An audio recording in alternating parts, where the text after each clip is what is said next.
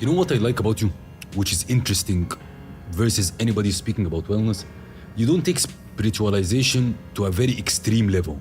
You know, the concept of over-spiritualization, that you get lost or lose life in the essence of getting extremely spiritual.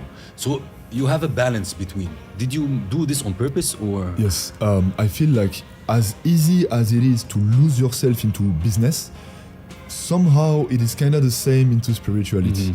And don't get me wrong, many of you that knows me, you will see me almost naked with Palo Santo and repeating mantras. Yes, I do this as well. But I don't think that if I was this all the time, it will resonate with the world. It will change and impact the world the way I want it to be. So, contrast. Yes, be this shaman and talk to the gods if you have to and take the most from it. Use all the force in power to do what you feel is right. But what if we have the two powers, the yin and the yang? That you can connect with the deepest and at the same time being here with you and we talk like two guys and all good. True. That's a very interesting uniqueness that you really have. If I look back at your journey and I want to ask you, what is the proudest moment you had? What you will tell me? When I cried and I reconnected with my parents at my last event in Spain. Can you tell me about it? Because it's an interesting thing. Yes. Very often people will hear me talking about my parents in the past as they didn't bring me that, they didn't bring me this. But actually they brought me a lot of things. They brought me always unconditional love. Even when I was the most lazy motherfucker and taking drugs, they always loved me.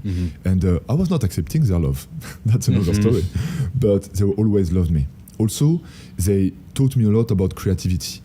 My mom was a fashion designer for the cinema in Paris for a while, and my dad a photographer. Okay. And so I grew up in this creativity.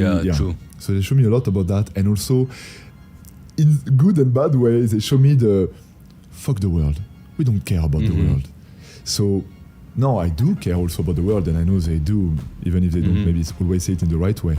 But I have this detachment from what people may think, and that gave me so much power. So after being disconnected from them for years, it started to come back. I worked a lot on it. Wow. And at some point they came to Spain and we do the workship like I'm doing now, like you can see on Instagram.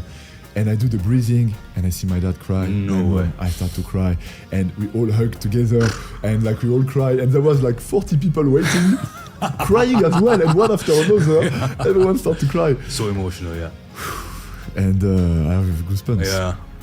And from that day, I'm like, my God, everything is possible. No doubt, everything is possible. In your mind or in reality, it doesn't matter. But as long as you feel it, it's real. True.